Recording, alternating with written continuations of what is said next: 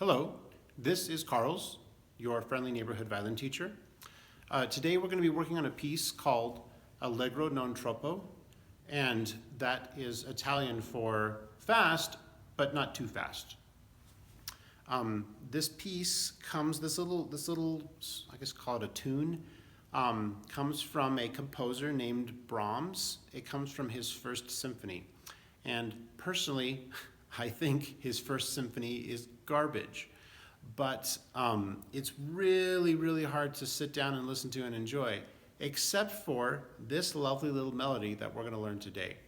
If you are curious about Brahms symphonies, which you should be, they are awesome. Actually, they're kind of not. His fourth one is lovely. His fourth one is amazing. Symphony number 4 in E minor, that one is great. He only wrote 4. Brahms only wrote 4 symphonies, and it took him 4 tries to get it right. So anyway, his 4th symphony is amazing.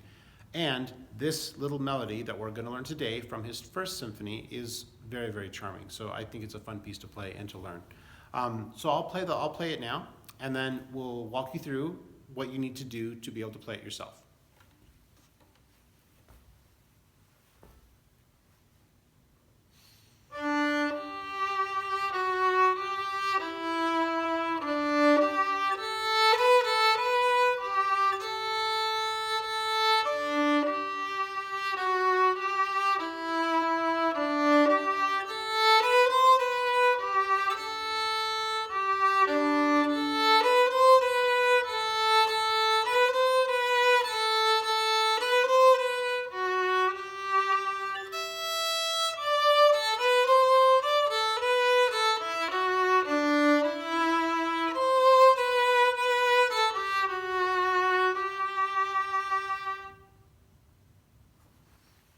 Okay, so it's probably best to go over all the notes that you're going to be learning in this piece here. So let's see here, it's a lot of them.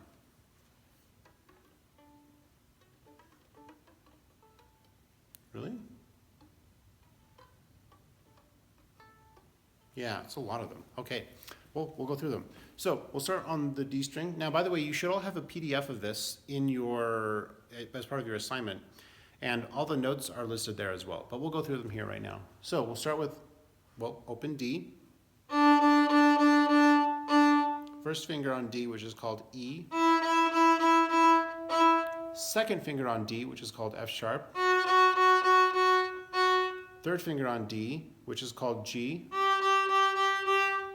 Of course, don't confuse G, that G with the open G. They are different notes. Yes, they have the same name, but they are different notes. So G. And then on the A string, A. First finger on the A string, which is called B. Second finger on the A string. Now this is a low second finger. It's super important. It's a low second finger. Not on the tape for this second finger on the A string. It's going to be off the tape. On the black, it's going to be low, C. Then third finger on the A string, which is called D. And then finally open E.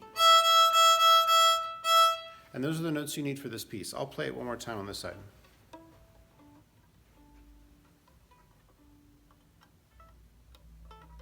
Yeah. Okay, here we go. So I'll do the same thing on this side. All the notes on the D string.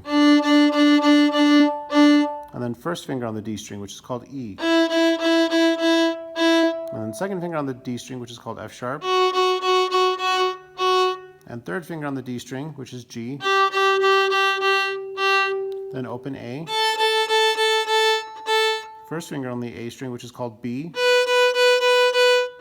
Second finger on the A string, which is called C. This is super important. I want you to notice that my second finger is down, but it's not on the tape. This tape here, this spot is for C sharp. And I'm not going to play that note because I don't want to sort of infect your ears with this. But anyway, low second finger, not high second finger. When your high second finger is down, by the way, this note is called C sharp. This note here is just called C. So we'll start with C again. Then third finger on the A string, which is called D. And then open E. Okay, so, excuse me. those are the names of all the notes. Those are the names and where you play them for all the notes in this piece. There is this sort of like V symbol on some of the notes. I think only 3 of them in the part.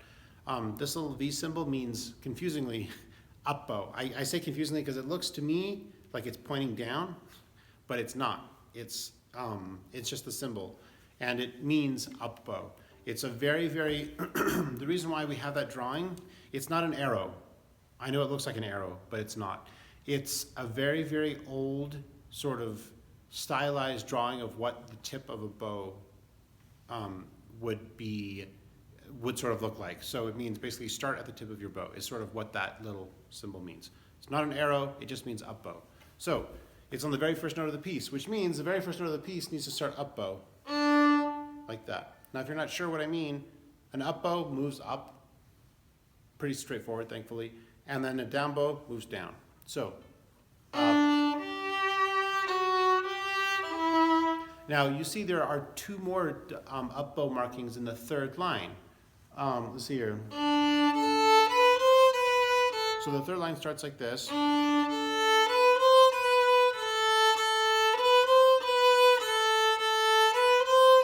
And there's going to be an up bow over that B, and there's going to be an up bow over the next note, which is an F sharp. Up, up. So be sure you play an up bow on the B and also on the F sharp. I'll do that 3rd line again without talking.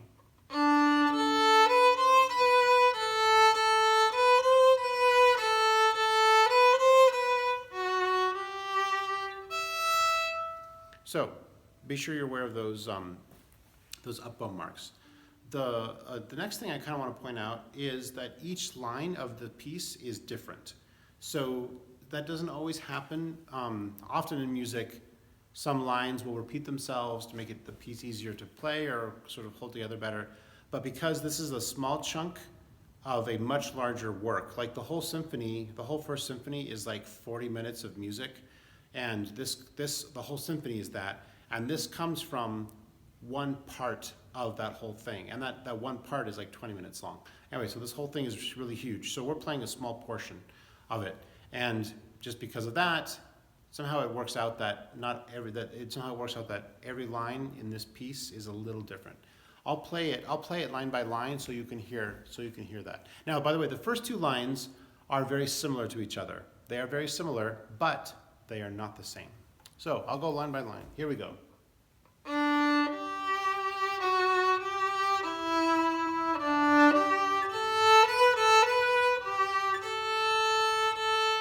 There's the first line. The second line sounds a lot like it, but remember, it's not the same.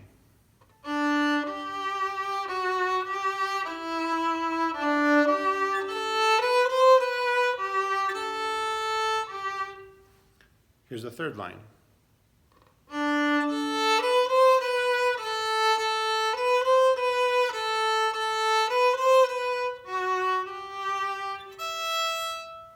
And then here's the 4th line.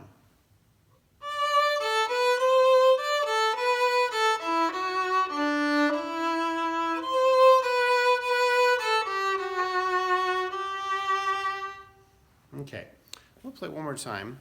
This time, though, we'll play it up here. I'll play the whole thing again here. All right, and maybe a little slower, too. Here we go.